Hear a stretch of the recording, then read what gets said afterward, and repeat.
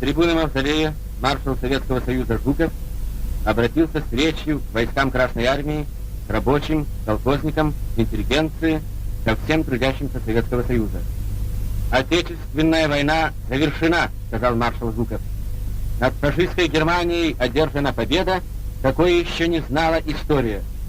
Мы победили потому, что нас вел к победе наш великий вождь и гениальный полководец, маршал Советского Союза Сталин».